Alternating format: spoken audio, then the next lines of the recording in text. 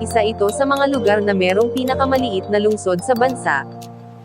Ito ay may lawak lamang na 7.77 kilometro kwadrado at populasyon na 126,347 na katao. Ayon sa talaan ng National Statistics Office noong taong 2020.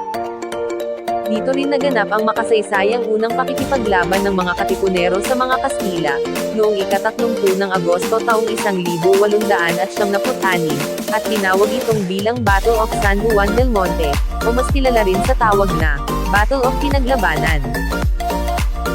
Saan nga ba? O saan nagmula ang San Juan? Kamusta mga ka-travel? Narito tayo muli upang talakayin ang mga makasaysayang pangyayari mula dito sa lungsod, simula sa panahon ng pananakop ng mga Kastila. Pero bago ang lahat, inaanyayahan ko kayong mag-like, comment, at subscribe sa aking channel, at pindutin na rin ang notification bell icon, para updated kayo sa mga bagong episode na lalabas. Tara mga ka-travel, samahan nyo akong muli para sa makasaysayang kwento sa lungsod ng San Juan.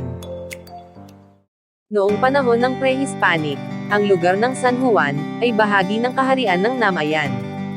At ang huling naitala na pinuno dito ay sina Haring Lecantejan at ang kanyang asawa na si Boan.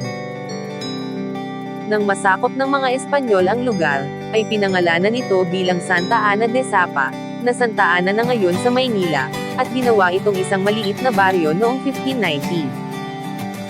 Dahil hiniwalay ang bayan ng San Juan sa lungsod ng Maynila, ay nagpasya ang mga Espanyol na maglagay ng mga mabigat at matibay ng imbakan ng pulbora. Ito yung pulbos na nilalagay sa mga armas at kanyon, at tinawag itong Almacan de Pabora, o El Polvorin, noong 1771, na matatagpuan sa kasalukuyang mababang paaralan ng elementarya ng San Juan. Nang salakayin ng mga Katipunero, ang El Polvorin, sa pamumuno ni Andres Bonifacio, at ang kanyang general na si Emilio Jacinto, noong umaga ng ika-30 ng Agosto taong 1876, mahigit 100 tropang Espanyol ang nagawang alisin ng mga ito, kaya napilitan ang mga natitirang mga Espanyol na umurong sa malapit na El Deposito, isang lugar na kung saan iniimbak ang tubig, na malapit sa simbahan ng San Juan Bautista. Ang El Deposito ay isang lumang imbakan ng tubig sa ilalim ng lupa na matatagpuan sa lungsod ng San Juan. Itinayo ito ng mga awtoridad ng Espanya noong 1880, na may kapasidad na 15 milyong galon, upang mabigyan ng sapat na supply ng tubig ang mga residente ng Maynila at ang mga nakapaligid sa lugar na ito.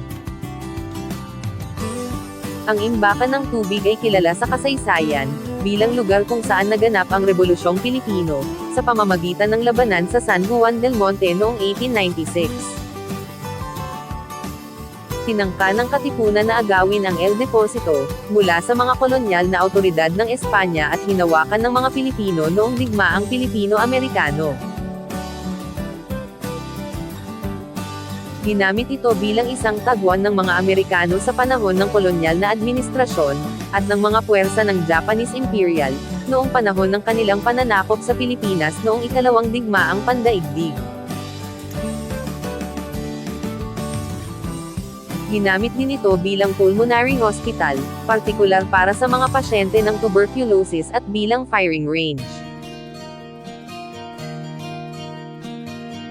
Noong ginagamit pa ang El Deposito, bilang imbakan ng supply ng tubig, mayroon itong kapasidad na 56,000 cubic meters, o 2 million cubic feet, para sa 300,000 katao. Ginamit din ang ventilation shaft, upang mapanatiling sariwa ang tubig at walang kontaminasyon. Bilang bahagi ng Carriedo Waterworks System, ang reservoir ay nagsupply din ng tubig sa mga hydrant at fountain sa Maynila. Sinimulan ang mga pagsisikap na isaayos ang lumang imbakan ng tubig sa ilalim ng lupa noong 2016, nang magsagawa ang University of the Philippines Archaeological Studies Program ng pagtatasa at paghuhukay sa istruktura. Ang Pambansang Komisyong Pangkasaysayan ng Pilipinas ay nagsagawa ng paglilinis sa lagusan ng El Deposito noong 2018 bilang paghahanda sa pagpapaunlad ng lugar bilang destinasyon ng mga turista, at ito ay binuksan sa publiko bilang bahagi ng museo noong 2020.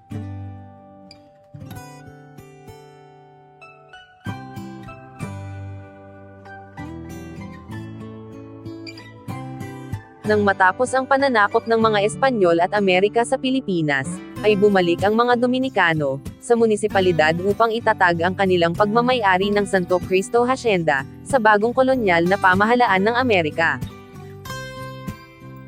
Dahil dito, karamihan sa San Juan del Monte ay pinauupahan sa pamahalaang munisipyo ng mga may-ari ng hacienda ng Dominikano, hanggang sa kalaunan ay binili ito ng pamahalaang munisipyo. Noong 1919, ang mga negosyanteng sina Eusebio O. Rense at Florencio G. Diaz ay bumili ng malaking bulto ng mga natitirang lupain ng hacienda, ibinenta ito sa isang Filipino-American consortium na nagpaunlad ng lugar.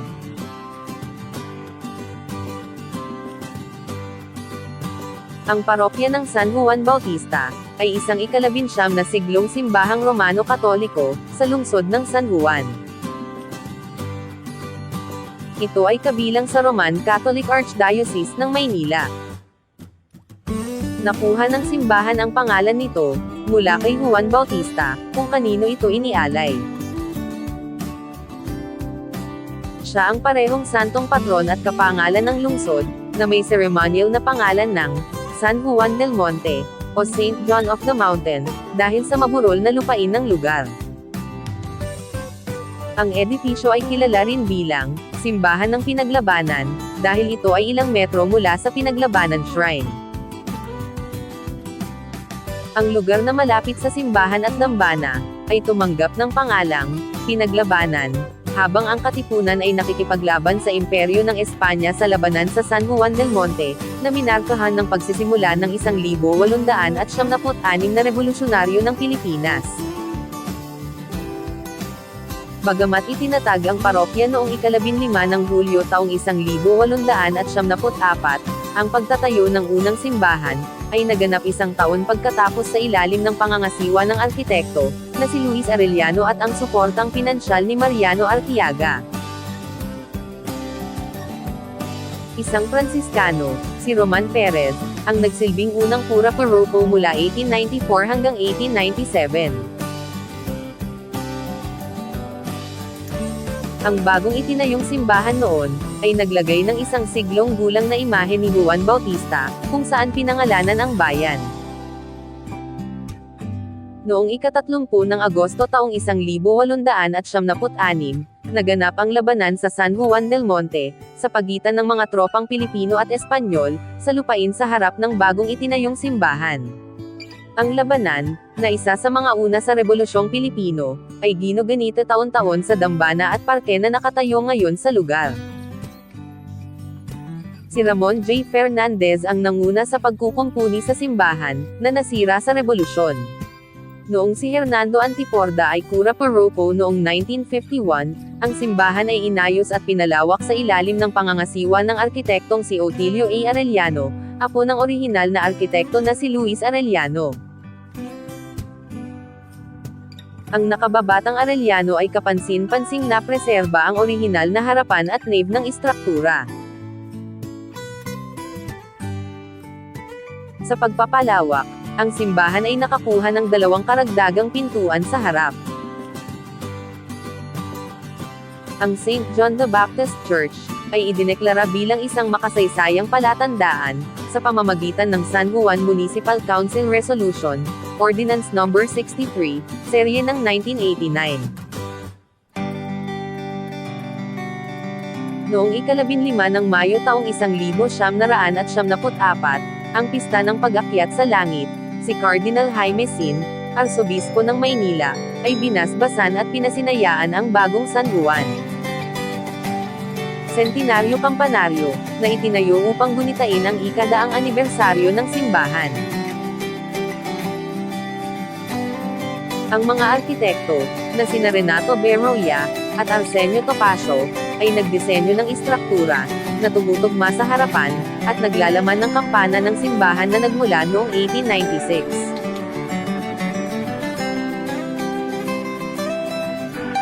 Atin naman puntahan ang isa pang matandang simbahan, sa lugar na matatagpuan din, malapit dito sa Pinaglabanan Church. Ang Santuario del Santo Cristo. Ang Santuario del Santo Cristo, ay kilala rin bilang simbahan ng San Juan del Monte, na isang simbahan at kumbento sa San Juan. Ang dambana ay itinayo noong 1602 hanggang 1604, ng mga Dominikano sa lupain na ibinahagi sa kanila. At ginamit bilang kanlungan ng mga Katipunero noong 1898 Philippine Revolution laban sa Imperyong Espanyol. Ang dambana, ay ang upuan ng Cofradia del Santissimo Cristo de San Juan del Monte, na tumanggap ng pag-aproba ng Papa noong ika-4 ng Marso taong 1648.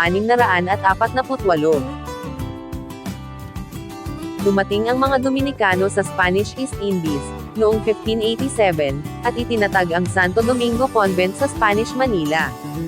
15 taon pagkatapos ng kanilang pagdating, ang mga Dominikano ay nagtungo sa burol na silangan ng Maynila, na ngayon ay San Juan, at nakakita ng mga kumpol ng maliliit na kubo ng nipa.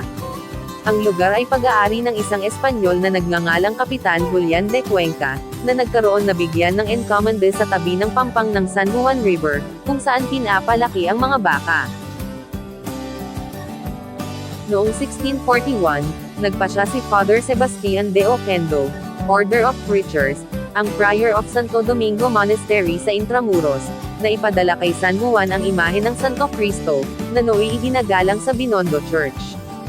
Ang kagalang-galang na imahe, ay dinala sa muling itinayong simbahan sa San Juan, at inilagay sa pangunahing altar, na inilipat ang imahe ni Juan Bautista, dahil ang imahe, na, 9 na palmos ang taas, tinatayang 1.80 metro, ay hindi magkasya.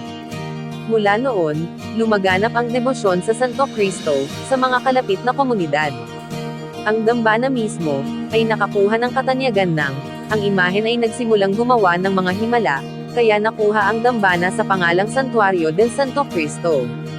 Ang balita tungkol sa mga himala ng imahe, ay kumalat sa Maynila at sa mga kalapit na lugar. Partikular na ang kalapit na parokya ng Pransiskano, at bayan ng Santa Ana, kung saan ang kasalukuyang mga lungsod ng San Juan at Mandaluyong ay dating mga nayon. Ang Confraternity of the Santo Cristo, ay itinatag at inaprobahan ni Pope Innocent X, noong 1648, humigit kumulang 45 taon, pagkatapos ng pagdating ng mga Dominikano sa San Juan.